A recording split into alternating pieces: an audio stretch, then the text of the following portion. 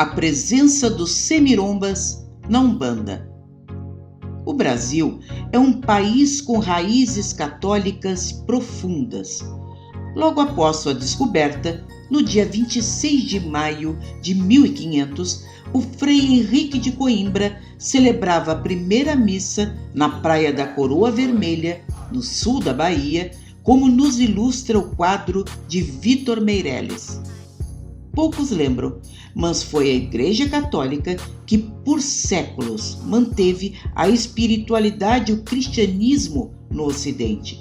Se um espírito de luz quisesse reencarnar, tendo uma proximidade com os princípios religiosos, acesso à melhor cultura e professores, teria de reencarnar sendo um membro da Igreja. Enquanto nela, alguém que fosse médium seria santificado. Fora dela, o mediunismo seria encarado como bruxaria, perseguido e condenado, como tantas vezes vimos acontecer no lado mais triste de sua história. A Igreja Católica acolheu espíritos e médiuns extraordinários que vieram firmar a mensagem do Evangelho, como Francisco de Assis, Antônio de Pádua, Santo Agostinho, Joana d'Arc, Santa Clara, Santa Teresa e, mais recentemente, São Pio. Esses espíritos iluminados nunca deixaram de se preocupar com a aplicação e harmonização através da mensagem do Cristo sobre a Terra, estando à frente de falanges corajosas, cuja luta contra a ignorância sempre foi o seu principal desafio. Mesmo a doutrina espírita deve suas raízes à Igreja Católica. Se abrirmos o Evangelho segundo o Espiritismo de Allan Kardec, vamos encontrar várias mensagens psicografadas por Santo Agostinho, São Luís e vários membros da Igreja. Emmanuel, o espírito que guiava a mediunidade de Francisco Cândido Xavier, foi Manuel da Nóbrega, em vida posterior, um jesuíta que, ao lado do beato José de Anchieta, fundou a cidade de São Paulo, no Brasil. O que observamos também é que seria a irmã Joana de Ângeles a protetora espiritual do grande tribuno espírita Divaldo Pereira Franco. Mas, e a Umbanda? Devemos alguma coisa à espiritualidade que serviu ao catolicismo também? Como sempre pontuamos em nossos livros e vídeos, um espírito sempre terá uma história entre muitas encarnações. O espírito de luz não obterá esclarecimento em apenas uma única vida, tendo trilhado diversas nações e origens diferentes até sua libertação. A Umbanda não existiria como ela é se não fosse a presença do Caboclo das Sete Encruzilhadas, que lhe deu a fisionomia que conhecemos, através da mediunidade de Zélio Fernandino de Moraes.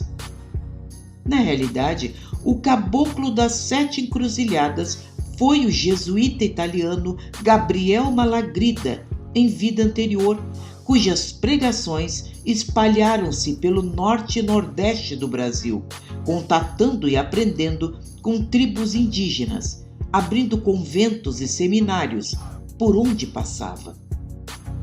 Esse espírito incansável e trabalhador teve por missão implantar nossa Umbanda, levando o Evangelho do Cristo, a caridade na prática e a doutrina espírita acessível a toda a população, como também esclareceu ao chegar em seu médium na famosa noite de 15 de novembro de 1908.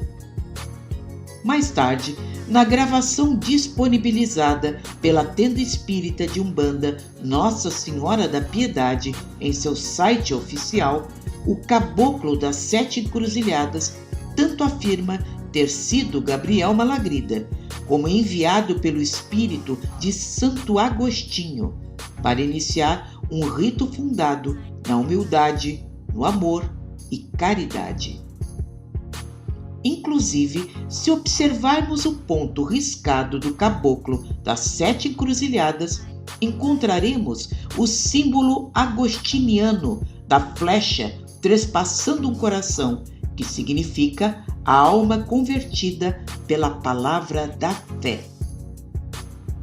Nesse Brasil tão católico, no século XX, muitos terreiros foram influenciados diretamente tanto pelos ritos da igreja quanto pela espiritualidade que se manifestava em seus médiuns. Esses espíritos santificados e suas falanges foram chamados semirombas, palavra de origem no sânscrito e que significa homem puro ou santo, conforme pesquisa nas obras de Padrinho Juruá. Lembramos que os semirombas, ou santos católicos, não incorporam médiuns, mas enviam entidades em seus nomes, sob a coordenação maior de Francisco de Assis. Sua influência em terreiros mais tradicionais deu origem à chamada Umbanda de Semiromba, onde encontraríamos organização semelhante às ordens sacerdotais católicas, de rígida disciplina, onde era costume o uniforme se assemelhar a trajes de seus sacerdotes, manifestando-se em meio às linhas de Umbanda.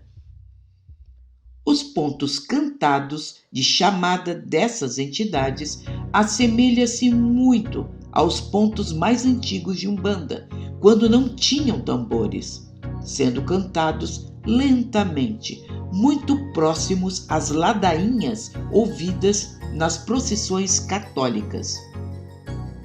Por mais estranho possa parecer a muitos, foi graças à coordenação espiritual dos semirombas que muito dos nossos rituais foram implantados, como o uso da defumação antes dos trabalhos, ritos como batizados, casamentos, orações, velas e assim por diante.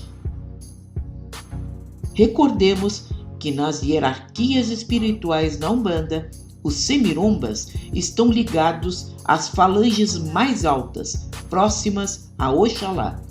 Lembramos que eles não formam uma linha dentro da Umbanda, mas sim um agrupamento de espíritos, muito ativo em nossa espiritualidade, podendo seus membros vir na forma de caboclos, pretos velhos ou em raras sessões feitas em alguns terreiros dedicadas a eles. Terminando o vídeo de hoje, chegaremos a uma grande reflexão. De fato, a espiritualidade superior não conhece muros, divisões, muito menos preconceitos. A espiritualidade é uma só apenas, unicamente ligada aos laços do amor. Quem cria muros é a humanidade, e isso ela precisa mudar. Gostou? Dê like, compartilhe em suas redes sociais. Semana que vem, novos vídeos. Muito obrigada por estar conosco.